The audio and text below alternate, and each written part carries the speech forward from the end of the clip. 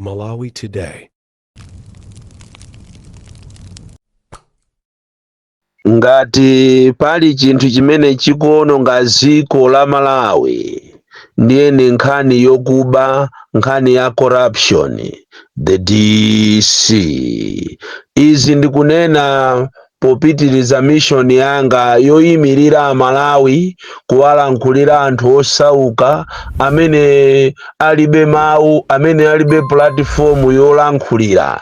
Ndipo izi ndizapitiriza kulankhula mopanda mantha, ndipo ine sinimaopa paere fisi anadya mkazache. Ine ndimamva chisoni kwambiri makamaka anthu akumudzi amene akukhuzidwa kumavutika, yeti tili ndi boma kapena tili ndi asogoleri kapena tili ndi ma institutions omachita check kuti mchitidwe umene uwu wakatangale muno Malawi uthe. Koma ayi, malo mokuti mchitidwe umene uthe ndi pamene inonso pano mchitidwe ukupitirira ndipo ukukula siku ndi siku. Lero tikamba kwambiri za nkhani ya corruption makamaka kuma ministries, makampani ya boma, mabungwe amene akuzunza Amalawi muno Malawi. Amalawi ambiri ali pa chipinjo chifukwa cha nkhani zakatangale, nkhani zokuba zimene ngakhale Anti-Corruption Bureau komanso bungwe la Ombudsman sakupangapo kanthu kwenikweni. Ndipo inu ma authorities kumene muliko mukuyenera mudziwe kunena kuti ngati kuli chinthu chimene chikuzunza Amalawi ni nkhani yokuba, imene most of ma officials akapita kudera kuti akathandize anthu amachita demand ndalama. Ndiponso ngati ali mabungwe wakungoagwirisa anthu ntchito opanda kuwalipira ma allowances yawo, komanso opanda kuwapasa ma pension yawo, opanda kuwapasa ma salaries yawo.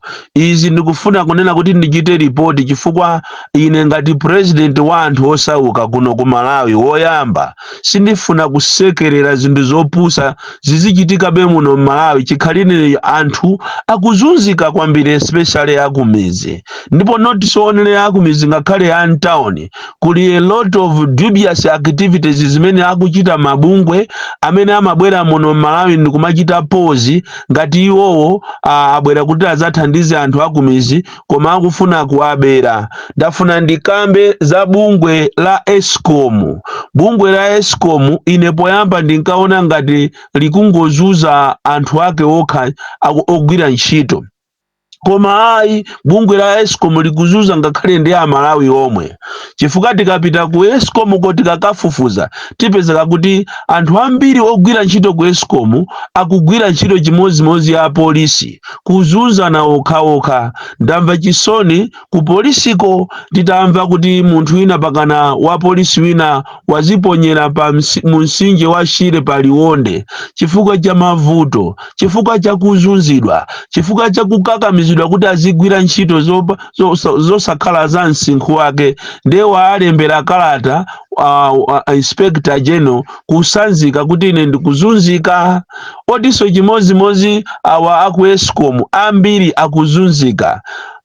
Ndamva chisoni ndikuona chikalata china chimene alemba ma officials aku Eskom, akulu aku Eskom kunena kuti akuchita atulusa vacancy ya security. Yeti chikhalire nicho ku Eskom ko kuli anthu amene agwira ntchito ya temporary ya chitetezo a security kwa zaka 4 kwa zaka 3 pakana lero sana alembe ntchito ya permanent. Lero akukatulusa vacancy yofotokoza kunena kuti akufuna vacancy ya anthu a security, afuna alembe ntchito anthu a security. Yeti amene ali pompo akuwuzidwa kuti ati asachite apply. Izizi mukhoza kuona kuti ndi njira yozunzira Amalawi tikuzunzana tokha. Izi ni nkhani za corruption. Ndiye kuti pali wina waje afuna abwerese security company yake ku Eskom ko, and in this case it means anthu amene wawa achitetezo aku Eskom amene agwira ntchito pa on temporary basis kwa zaka zingapo, anthu amene wande kuti akhoza kupita ku khoti ndi kukachita demand ndalama zawo. Pano pakwatuluka chikalata chowakakamiza anthu aja kuti asayinire contract ya 3 months, ndipo akati choncho ndiye kuti palibe china chilichonse, kuwaphera anthu ufulu wawo. Escom ikuzunza. Tikapita kumbali ya magesi ma services kuti apase anthu magesi, ndiye ndi chipinjoso chachikulu. Anthu ena anachita apply mwina 5 years ago, pakana lero pa kombawo waya olo mmozi palibe, polo olo imozi palibe. Chikhaleni cho anthu anapereka ndalama zawo mozunzika, anthu akumuzi kuimba ngakhale olo toll free line ku Anti-Corruption Bureau kuti anthu achite report pa 847 oyi palibe chimene chikuchitika. Anthu akuzunzika. Tikapita kubalaka uko kwa Msimuke, kunsimuke ndi kubalaka kumene anthu akumene kusanayambe aonapo magesi. Escom akabwera kuti afuna athandize anthu akumachita demand ndalama, kumana makuti abwanja amakupangirani wiring ni ndani. Chimene chichi anasiya waya uyu wa fake and waya amene amafunika 50,000, ichi chimafunika 90,000. Ndiye basi tiye ife tikubwerera, ndiye kuti pamembo driver wairiza kale gali mototo, ndiye kuti amutuma wina kana kuti angati mukufuna kuti tikulumikizireni magesi mupereke ndalama zimene zozo. Anthu akuzunzika even pa Nsimuke sukulu pamene kuchita kuachaja ndalama sukulu yokuti ikufuna ithandize anthu. Anthu akumene koko ambiri aikiridwa magesi, ngakhale kuti magesi oso sakuyaka, koma atachita demand ndalama ya polo, koma ndalama ya polo upeza kuti apereka koma polo yosanayikepo. Mchitidwe wa Escom ukuzunza anthu ambiri muno Malawi, apart from anthu awo ogwira ntchito, koma ngati Malawi akuzunzika kwambiri m'madera osiyana muno Malawi chifukwa cha Escom, kumene anthu ake ambiri aiwo ngakhale ma ministers ngakhale ndani ambiri aiwo angopita ndikumakapangako madiru, ndikumaba ndikumayikako magali moto ahayala, ndibasi ndikumangopanga ndalama basi, kumangoja ndalama, kumangoba ndalama ku Escom. Magali moto ambiri a Escom ali grounded as we talk now. Tikapita kubangula uko magesi anazima kale kole kubangula, palibe amene akuganiziraso kuti kodi magesi kuno azayaka. Michini yambiri mukapita musalimamu inaima, ma trading center ngati kukanyenyeva kulibeko magesi. Magesi chizimire ni mwezi watha, ngatiso isali mezi iwiri umangomva kuti tibwera. Anthu akuzunzika kwambiri, pakana kwa amaweru anthu akuzunzika kwambiri.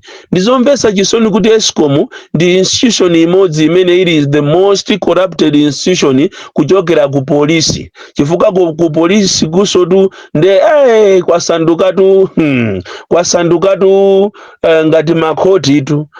Ukapita chakwa ukuwaliranji kugirime uko, polisi imachita kuzaza kuchokera 8 koloko pakana madzulo ati basi umachita resolve ma issues cholinga azingolandira ndalama.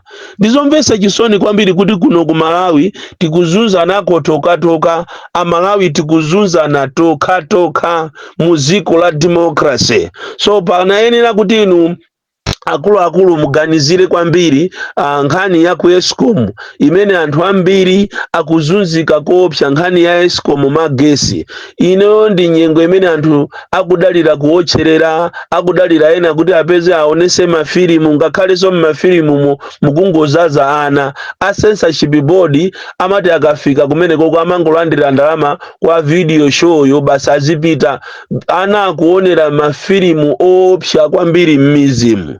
So kairoso mukulola kuti filimu yabwino mwino mene ilili ngati ya Rambo ija ndikukayitembenuza kuyisiya muchichewa. And I don't know kuti kodi generation yathu izaphunzira chani, chifukwa zimene zomasulira muchichewa zija ndizonama zokhazoka. And umamuona munthu wanzeru ndithu kukalowa mu video show kumakamvera mwati filimu ya chichewa, koma filimu yoyonama zimene akunena muchizungu ndizi muchichewa zosiyana zokhazoka. Ife we are a sick nation. My authorities that they are just sleeping on their jobs.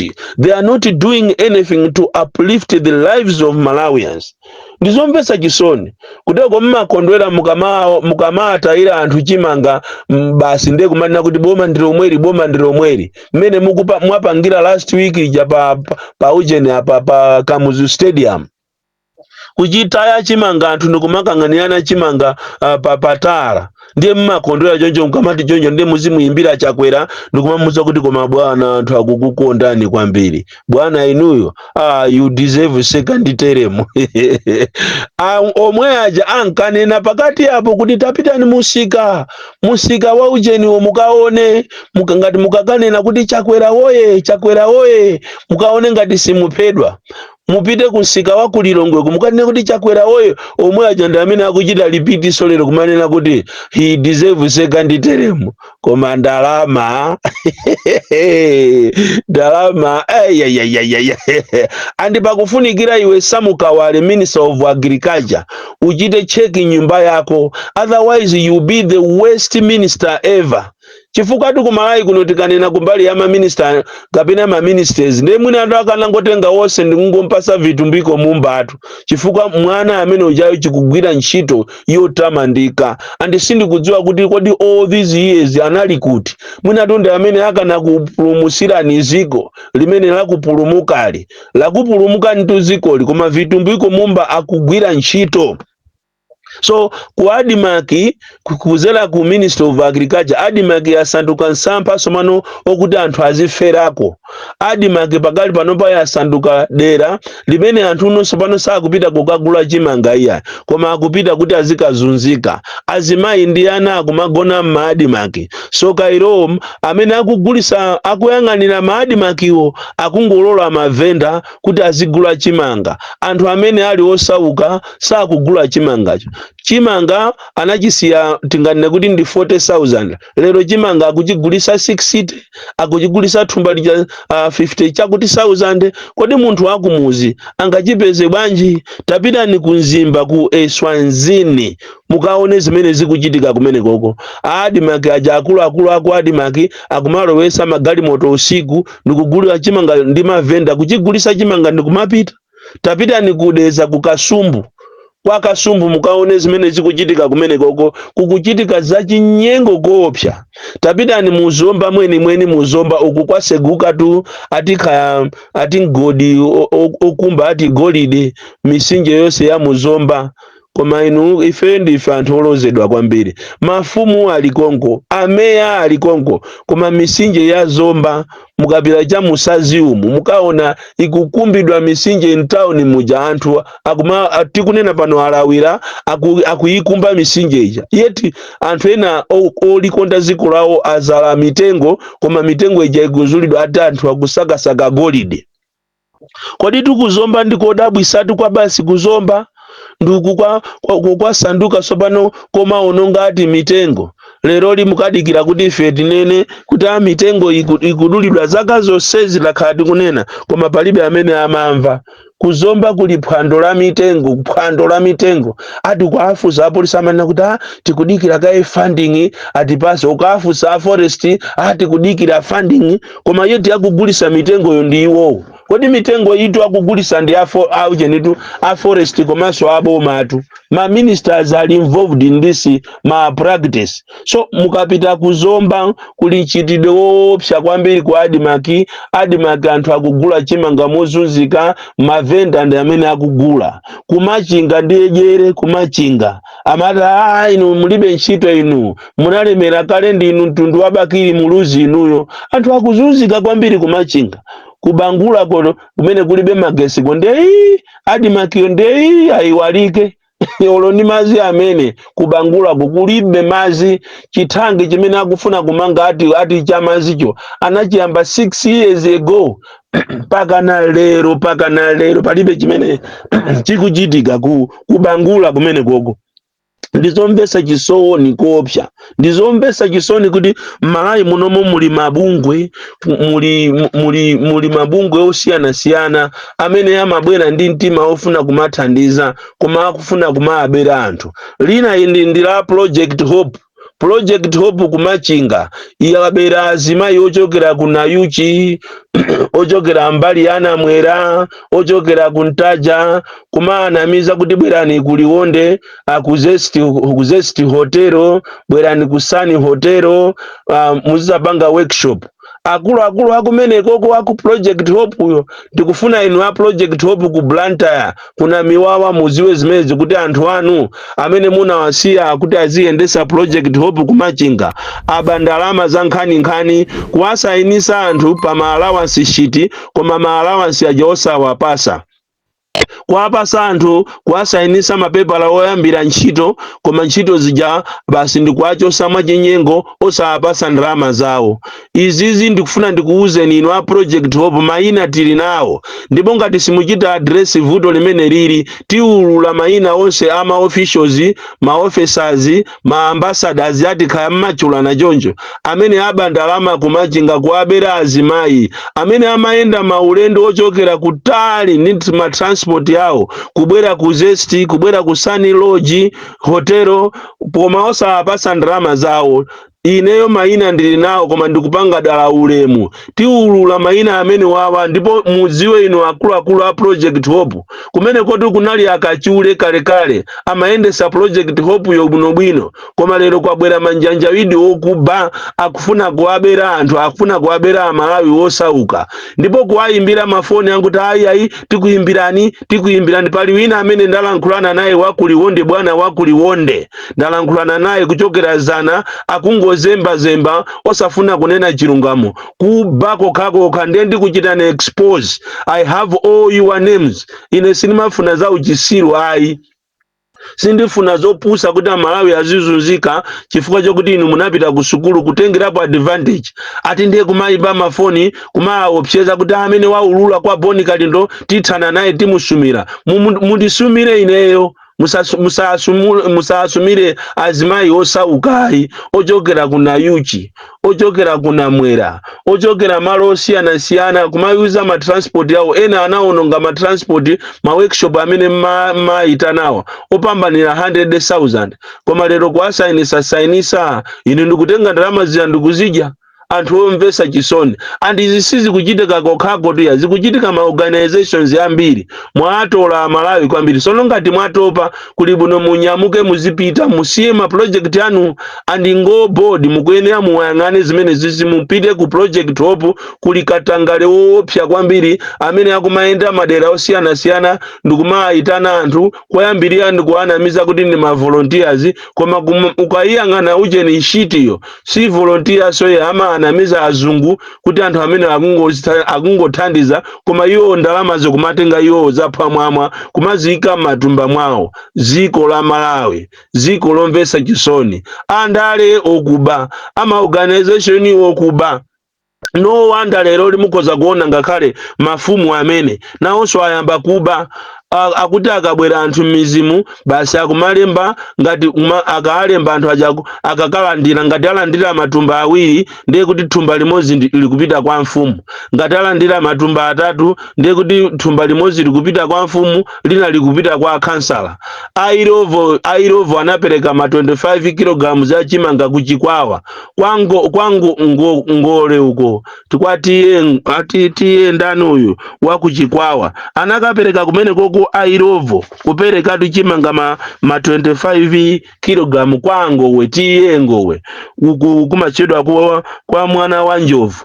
Anthu anapezeka kuti mafumu akumene kwa anatenga chimanga chija kwa chisunga m'manyumba matumba okwanira 6 kumanamiza Airovo kunena kuti imezi tikuagawira anthu. Ziko lomvesa chisoni ndiye ine sindizasiya kulankhula ndizapitiriza kuchita expose inu a Project Hope machinga mundisamale kwambiri. Boni Kalindo the DC mwana woopsa kwambiri koma akuboma kumayang'ana misewu tayang'ana ni sewu ochokera ku Salima kupita ku Golomoti kupita ku Baraka umene uja ni sewu ndikumanena kuti ayi boma ndilomweri misewu yokupha anthu imene mapotholes ake sako sindikudziwa. Hey, from Jeza Village TM Mabuka box 76 Mulanje Malawi Southern Africa.